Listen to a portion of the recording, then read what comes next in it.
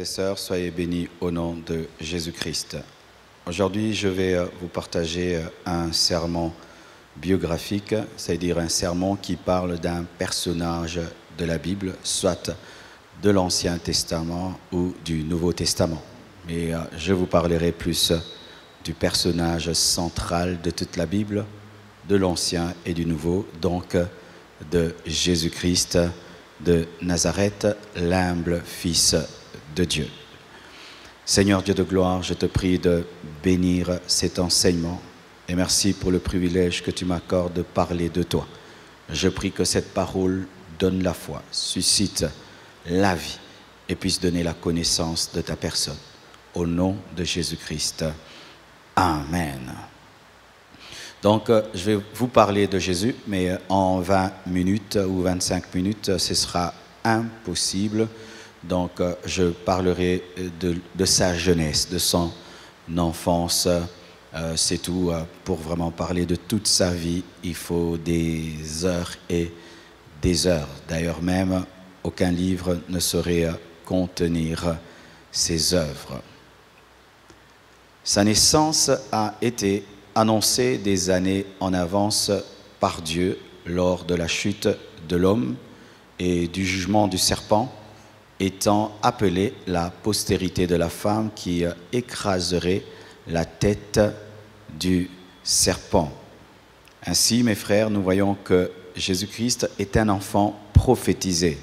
Il a été annoncé dès le commencement. Lorsque l'homme a péché, la Bible nous dit que Dieu est venu vers l'homme, il lui a dit « Pourquoi tu as mangé ?» Il a dit « C'est la femme que tu as mise aux côtés de moi qui m'a amené à pécher, qui m'a donné le fruit. » Et quand Dieu va vers la femme dit « C'est le serpent. » Et qu'est-ce que Dieu dit à la femme? Il lui dit que tu vas engendrer avec douleur et l'homme, tes désirs se porteront vers l'homme et l'homme dominera sur toi. Mais il a dit que ta postérité écrasera la tête du serpent, mais le serpent lui mordra le talon. Là se trouve déjà une très, très grande prophétie sur la naissance de Jésus-Christ. Dans Genèse, il y a une prophétie sur la naissance de Jésus comme étant la postérité de la femme qui devait écraser la tête du serpent. Et quand est-ce que la postérité de la femme a écrasé la tête du serpent? C'est lorsque Jésus-Christ est mort à la croix en dépouillant les autorités et les dominations. Et quand est-ce que le serpent a mordu le talon de la postérité de la femme? C'est lorsque Jésus-Christ est mort à cause de nos péchés. Vous voyez la grandeur de la Bible, la véracité des Écritures et l'esprit prophétique que contient les Écritures. Donc Jésus-Christ est un enfant annoncé des milliers et des milliers d'années en avance. Il est même appelé l'agneau de Dieu immolé avant la fondation du monde, c'est-à-dire avant que le monde soit créé, avant que l'homme ne pêche. Jésus-Christ avait déjà été immolé dans la pensée de Dieu pour le péché de l'homme, c'est-à-dire avant que l'homme ne pêche, Dieu avait déjà pourvu à la solution de son péché. Avant que l'homme ne soit créé, Dieu avait déjà pourvu à un sauveur pour l'homme. C'est ça Jésus-Christ. Jésus-Christ est une prophétie accomplie. Aussi, Moïse, l'un des plus grands serviteurs de Dieu de la Bible, le plus grand de l'Ancien Testament par ses œuvres et ses écrits, Moïse, avant de mourir, a parlé de Jésus-Christ, disant que Dieu vous suscitera un prophète comme moi, écoutez-le.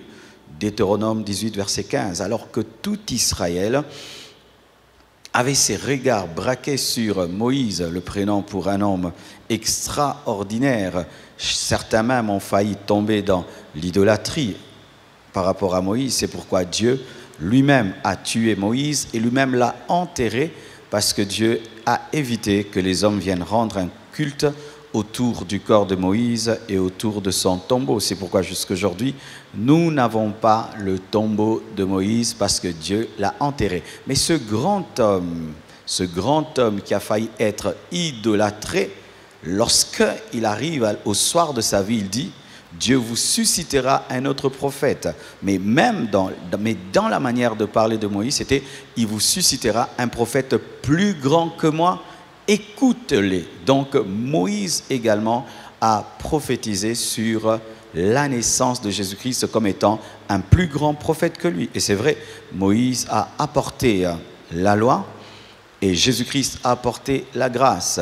Moïse est monté sur le Sinaï, Jésus-Christ est monté à Golgotha. Et Golgotha est supérieur au Sinaï. Au Sinaï, Moïse est descendu rayonnant. Mais à Golgotha, le Fils de Dieu est descendu mourant. Il est mort en descendant. Celui qui est descendu de Golgotha était mort. Et celui qui donne sa vie est supérieur à celui qui la conserve. Donc Moïse a annoncé la naissance de Jésus-Christ comme étant un prophète plus grand que lui qui apportera un message supérieur au sien, car le message de la grâce est supérieur au message de la loi. La loi réclame à l'homme de se sauver lui-même. L'homme doit faire des efforts pour parvenir à une communion avec Dieu, mais la grâce, c'est l'ensemble des efforts que Dieu fait pour sauver l'homme. L'homme dans la loi doit faire des œuvres, produire des œuvres pour être sauvé, mais des œuvres imparfaites qui ne le sauveront jamais. C'est pourquoi la loi n'a jamais sauvé un homme, mais la grâce, c'est une œuvre parfaite accomplie par Jésus-Christ et l'homme ne peut la saisir que par la foi. Et Ésaïe aussi, qui est appelé le prophète messianique, a annoncé les contours de la venue de Jésus-Christ et a même précisé comment il allait venir sur la terre des centaines d'années avant, plus de 600 ans avant la naissance de Jésus-Christ. Ésaïe a annoncé qu'une vierge enfanterait miraculeusement le Fils de Dieu, qu'une vierge enfanterait miraculeusement le Fils de Dieu. Matthieu 1, verset 23. Jésus-Christ n'est pas né au hasard au travers d'une vierge, c'était une prophétie qui avait été annoncée des centaines après. Et lorsque le temps de l'accomplissement de la prophétie est arrivé, un ange appelé Gabriel a été dépêché vers Joseph et vers Marie, un enfant extraordinaire. Genèse parle de lui, Deutéronome parle de lui, Ésaïe parle de lui et parle même de la qualité de la femme qui va l'enfanter. Et vous savez qu'on reconnaît la véracité d'une prophétie par son accomplissement, on reconnaît la véracité d'un prophète par l'accomplissement de ses prophéties. Genèse 3, verset 15 est une prophétie. Deutéronome 18, verset 15 est une prophétie. Et tant que ça demeure des prophéties, c'est beau, mais où est la puissance de celui qui a parlé? C'est alors que maintenant, dans Luc 1, verset 26 à 27, Gabriel est envoyé vers Marie, de la tribu de Lévi, et vers son fiancé Joseph, de la tribu de Juda. Et il y avait une prophétie que Jésus-Christ serait fils de David, qui serait de la tribu de Juda, et exactement l'homme qui doit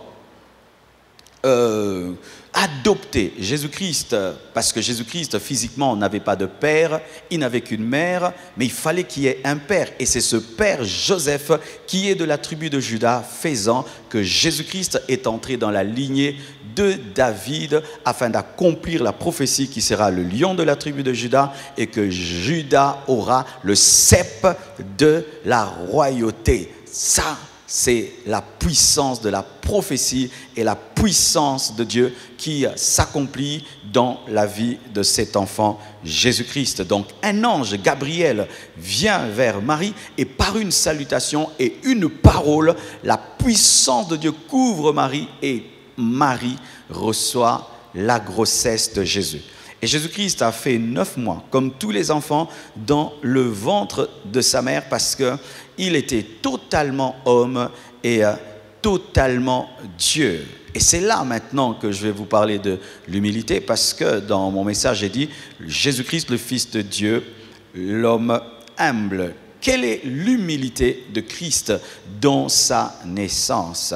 Voici, c'est que lui, le Fils de Dieu, il naquit dans une étable. La Bible nous dit, il n'y eut pour lui aucune place dans l'hôtellerie, dans les maisons. Lorsque Jésus-Christ est né, il n'y avait pas de place pour lui.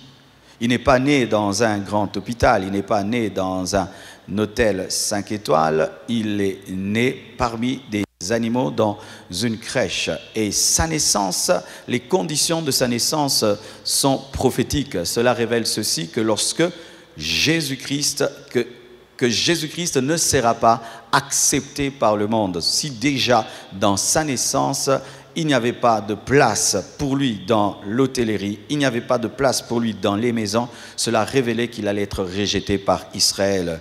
Le manque de lieu pour sa naissance était révélateur du rejet d'Israël. Le fait qu'il a été chassé vers l'Égypte, qu'il devait s'enfuir en Égypte pour éviter de mourir avant le temps, révélait que les nations allaient recevoir son message. Ainsi, déjà, dans sa naissance et dans les contours de son enfance, il y a déjà un enseignement sur la grâce et aussi une porte qui est déjà ouverte pour les nations. C'est-à-dire que pendant Israël refusait de recevoir le Fils de Dieu, Dieu préparait déjà un moyen pour que les nations puissent le recevoir. Il n'y a point de hasard. Et encore, Jésus-Christ est né parmi des animaux. Pourquoi? Parce que il est l'agneau de Dieu. Vous savez, lorsqu'il est allé au baptême de Jean-Baptiste, Jean-Baptiste le voyant a dit « Voici l'agneau de Dieu qui ôte les péchés du monde » et il est né parmi des sacrifices, des futurs sacrifices, lui aussi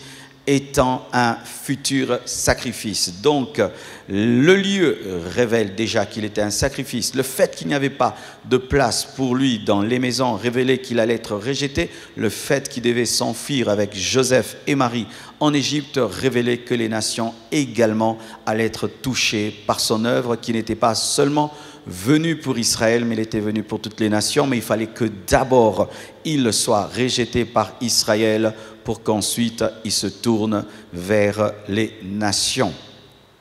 La Bible nous dit: des mages venus d'Orient virent son étoile et vinrent l'adorer avec des matières précieuses, signe du caractère universel de sa mission et de son acceptation par les nations en dépit du rejet d'Israël. Les premières personnes qui sont venues rendre culte à Jésus-Christ n'étaient pas des Juifs, n'étaient pas des Sadducéens, des pharisiens, des docteurs de la loi, c'était des mages. Et mages, ce sont des scientifiques, mais aussi des astrologues.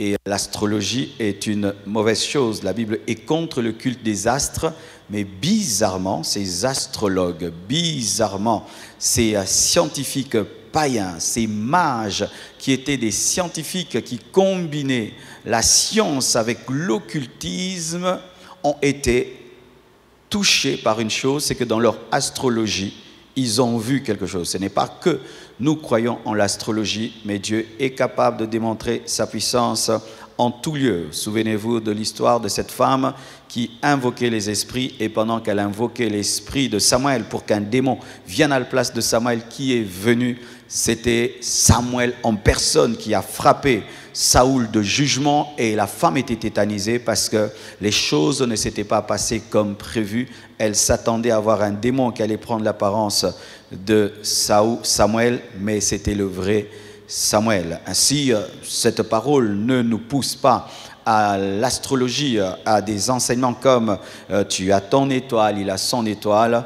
Il y a des choses dans la parole de Dieu qui sont exceptionnelles et qui ne doivent pas devenir une doctrine. Mais qu'est-ce que nous pouvons saisir là? C'est que les nations sont venues se prosterner devant Jésus-Christ, annonçant que les extrémités de la terre seront touchées par le christianisme. Et là, je suis au Congo et je suis en train de parler de Jésus-Christ, signe que l'adoration des mages était réellement prophétique. Alors que le roi Hérode cherchait à tuer Jésus-Christ, les mages adoraient Jésus-Christ. Alors que le roi Hérode préparait des épées pour tuer Jésus-Christ, les mages donnaient à Jésus-Christ l'encens, la myrrhe et de l'or. Alors que Israël, qui est la nation choisie de Dieu, a crucifié Jésus, l'a rejeté. Les nations sont en train de l'adorer. Mais sachez que Jésus-Christ n'est pas resté en Égypte.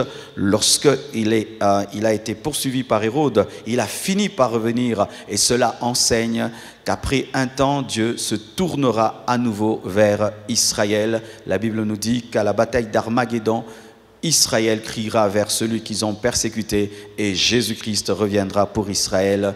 Il n'oubliera pas la promesse qui a été faite à Abraham. C'est pourquoi c'est que nous vivons, on appelle cela la parenthèse de la grâce, la parenthèse de l'Église, et maximisons cette parenthèse de la grâce, cette parenthèse de l'Église, car Dieu reviendra enfin de réaliser sa promesse à Abraham et Israël connaîtra un puissant réveil pendant la tribulation et entrera dans le millénium qui est l'accomplissement de la promesse physique qui a été faite à Abraham, car à l'Église, la promesse, c'est le ciel et à Israël, c'est le millénium. Mais l'Église viendra dans le millénium car l'Église est l'épouse de Jésus-Christ qui viendra régner avec lui sur la terre. Vous voyez, tellement c'est vraiment riche.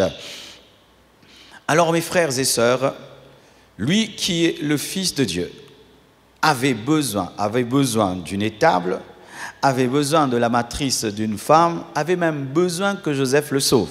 Quelle humilité! Imaginez vraiment cela. Je donne un exemple, je crée cet ordinateur et un jour je me retrouve dans l'ordinateur. C'est grave ça. Je crée cet ordinateur et puis je me retrouve dans cet ordinateur comme une application. Qui accepterait cela? Aucun d'entre nous. Mais Jésus, le créateur de Marie, s'est retrouvé en Marie, dans le placenta de Marie, dans la matrice de Marie pendant 9 mois. Il mangeait ce que Marie mangeait. Si Marie mange des légumes, Jésus mangeait des légumes. Si Marie mange de la viande, Jésus mangeait de la viande. Comme moi, créateur d'un ordinateur, je me retrouve comme une application dans mon ordinateur. Pendant 9 mois. Quelle humilité! Nous parlons souvent de la grossesse de Marie, mais souvent nous oublions l'humilité de Jésus-Christ. C'est Dieu dans sa créature. Alors que c'est la créature qui doit entrer en Dieu, Jésus était dans sa créature et totalement dépendant de sa créature. Lorsque Marie allait à gauche, Jésus allait à gauche. Lorsque Marie s'asseyait, Jésus s'asseyait. Lorsque Marie bougeait, Jésus bougeait pendant 9 mois. Aussi, Jésus était allaité. Il a été allaité comme tous les bébés. Vous imaginez, il a été nourri, il a été transporté. Et lorsqu'un enfant naît, il est comme paralysé. Il est là sur son dos, il faut qu'on le porte. Jésus a vécu tous les processus d'un nourrisson. Quelle humilité! Il y a des gens qui sont dépendants sans les nourrissons, pour manger, pour boire, pour se laver. Donc si Marie ne lave pas Jésus, Jésus ne se lavait pas. Si Marie oublie de donner le lait à Jésus, Jésus ne buvait rien. Waouh! C'est grave. Quelle humilité!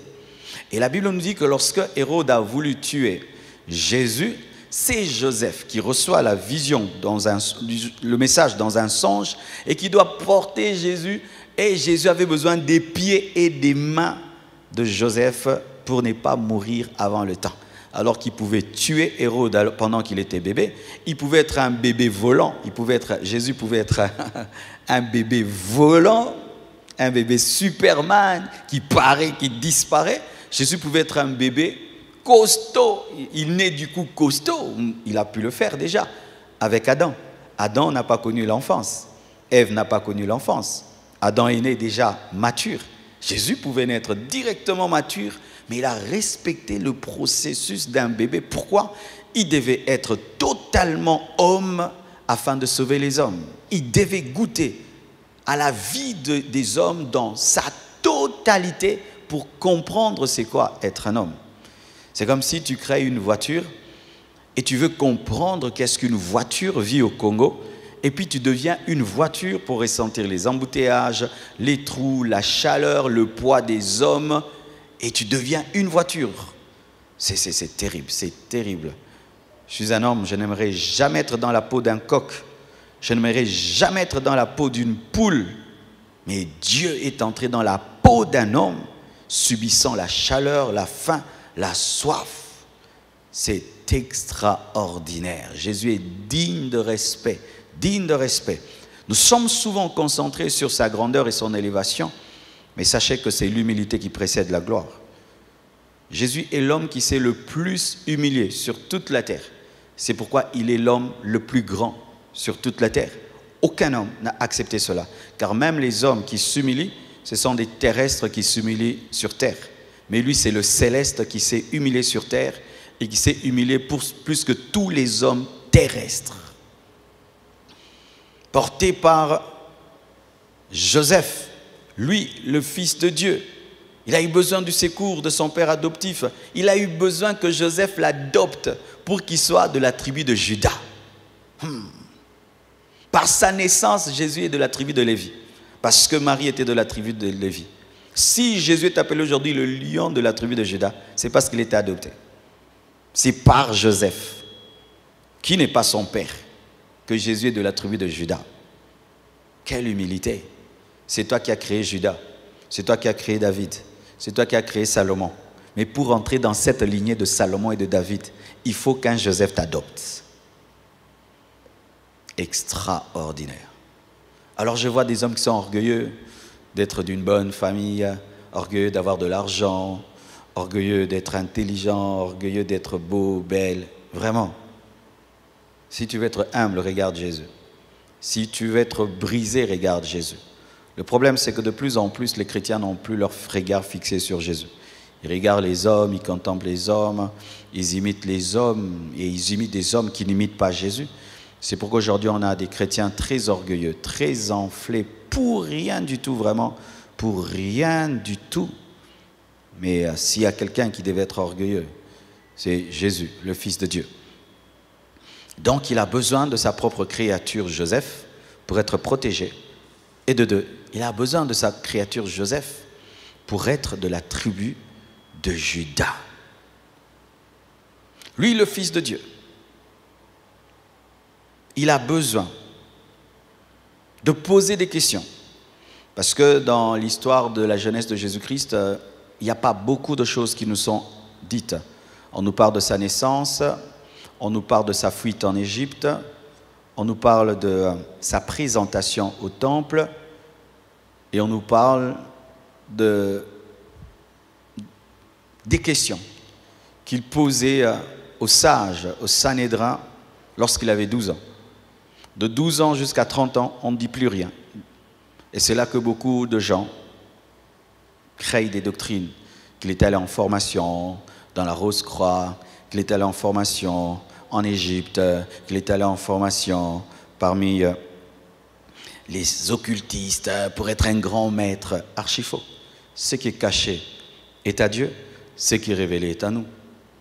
Si de 12 ans à 30 ans, rien n'a été dit sur Jésus-Christ, parce que Jésus-Christ devait respecter l'anonymat, le va cache-toi, le temps de préparation, le temps de formation, parce qu'on nous dit qu'il croissait en stature, en sagesse, en grâce, devant Dieu et devant les hommes. C'était un temps de formation et de préparation. Et aussi, étant un sacrificateur, il devait respecter le principe de 30 ans. Attendre 30 ans pour se manifester, parce qu'il devait accomplir toute la loi, c'est-à-dire amener la loi à la perfection. Ainsi, nous voyons Jésus-Christ, avant d'entrer dans les coulisses à l'âge de 12 ans, en train de poser des questions dans Luc 2, versets 40 à 52, en train de poser des questions aux membres du Sanhédrin. Dieu qui pose des questions, Dieu qui pose des questions, Dieu qui pose des questions. Quelle humilité!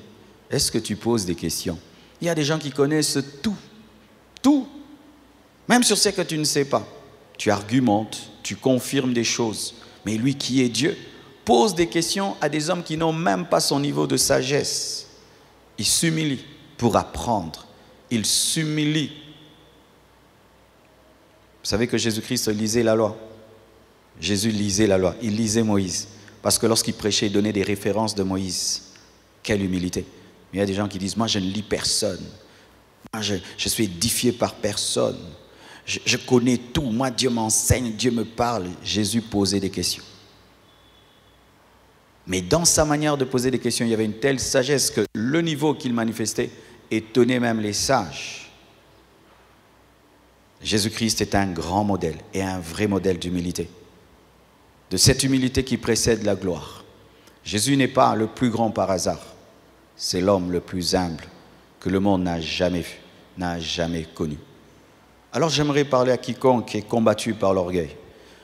Voici mon petit secret dans le domaine de l'humilité. Je ne pense pas être parfaitement humble, nous faisons l'effort, mais il y a une chose que Dieu m'a enseignée, c'est que lorsque tu veux t'enfler, regarde ceux qui sont plus grands que toi, mais qui manifestent une plus grande humilité que toi.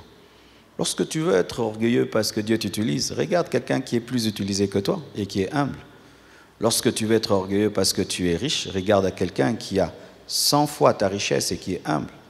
Lorsque tu veux t'enorgueillir parce que tu es fort, regarde le champion du monde qui dit que Jésus est Seigneur. Je connais un champion du monde en boxe, Tyson Fury, qui dit clairement qu'il est chrétien et que la force lui vient de Dieu. Je connais des grands footballeurs qui disent clairement qu'ils réussissent grâce à Dieu. Lorsque tu veux croire être quelqu'un, regarde aux gens qui sont réellement des quelqu'un, si ça se dit, et qui sont humbles et qui sont brisés. Et s'il y a quelqu'un qu'il faut que tu contemples, c'est Jésus-Christ de Nazareth. Si nous avons le temps et nous prenons toute la vie de Jésus-Christ jusqu'à sa mort, et même à sa résurrection, quelle humilité. Jésus-Christ, après la résurrection, a eu le temps de chercher ses amis. Combien de gens, quand ils vivent la résurrection, c'est-à-dire la gloire, le succès, oublient leurs amis? Jésus vient les chercher. Il vient même chercher Thomas, qui doutait qu'il avait réussi, qui doutait qu'il était devenu grand. Il dit, viens Thomas, touche, je le suis. Jésus-Christ, après sa résurrection, préparait du pain, préparait du poisson pour ses disciples, le ressusciter. C'est courbé, faire du poisson pour Pierre. Quelqu'un qui l'avait régné. C'est ça, Jésus. Tu ne peux réellement t'approcher de Christ et rester orgueilleux. Nous demeurons des orgueilleux en nous approchant de Jésus-Christ parce que, en soi, nous sommes voilés par notre religion et voilés par notre orgueil. Que Dieu vous bénisse abondamment et prenez Jésus-Christ comme modèle d'humilité. Amen.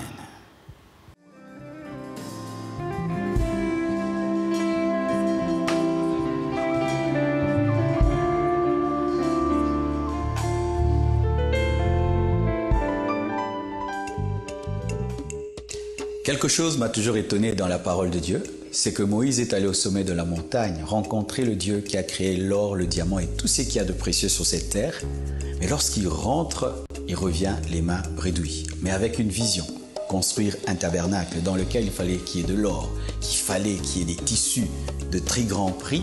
Et vers qui il va? Il va vers le peuple.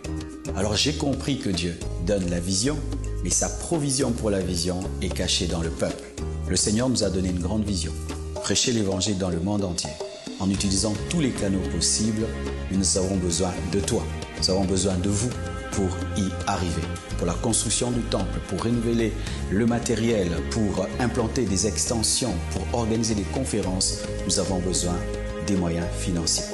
Pour ceux qui sont au Congo, vous pouvez utiliser les moyens locaux, M-Pesa, Orange Money et tout le reste. Et pour tous ceux qui sont à l'étranger, vous pouvez utiliser vos cartes bancaires, vous pouvez utiliser PayPal et des virements. Et sachez que cela arrivera et sera utilisé à bon escient. Et que vraiment Dieu vous bénisse, car l'arroseur est toujours arrosé. Soyez bénis. Amen.